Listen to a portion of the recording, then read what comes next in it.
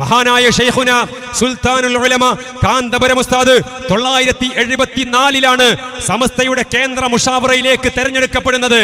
തൊട്ടടുത്ത 2 മാസത്തിനകം തന്നെ സമസ്തയുടെ പ്രധാനപ്പെട്ട ഒരു സമിതിയിൽ അംഗമായിട്ട് ശൈഖുന കാന്തപുരം ഉസ്താദിനെ നിശ്ചയിക്കുകയും ചെയ്തു.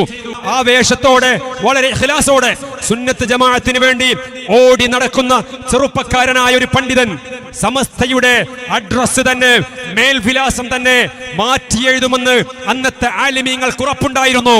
വാണിയമ്പലം അബ്ദുറഹ്മാൻ മുസ്ലിയാരെ പോലുള്ള തലമുതിർന്ന പണ്ഡിതന്മാർ അവരൊക്കെ മഹാനായ കാന്തപുരം ഉസ്താദിന്റെ കഴിവ് നേരത്തെ തന്നെ മനസ്സിലാക്കിയിരുന്നു. സ്വതസിദ്ധമായ ശൈലിയിൽ പ്രഭാഷണം നടത്താനുള്ള കഴിവ്, ആരെയും ആകർഷിക്കാനുള്ള കഴിവ്, മികച്ച സംഘാടകൻ, ഇതൊക്കെയായിരുന്ന ശൈഖുന കാന്തപുരം ഉസ്താദിനെ കൊണ്ട് സമസ്തക്ക് വലിയ നേട്ടമുണ്ടാകുമെന്ന് തിരിച്ചറിഞ്ഞ അന്നത്തെ സമുന്നതരായ ആലിമീങ്ങൾ മഹാനായ കാന്തപുരം ഉസ്താദിനെ സമസ്തയുടെ കടിഞ്ഞാണേൽപ്പിക്കുകയാണ്.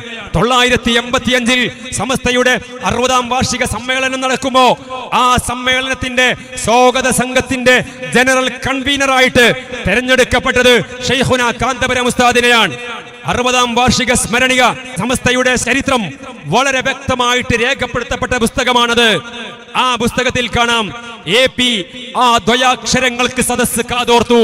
കാന്തപുരം ഉസ്താദിന്റെ പേര് കേൾക്കുമ്പോഴൊക്കെ സമുദ്ര സമാനമായ സദസ്സ് ആവേശം കൊണ്ടു എന്ന് അന്നത്തെ സ്മരണികയിൽ വ്യക്തമായിട്ട് എഴുതി വെച്ചിട്ടുണ്ട്.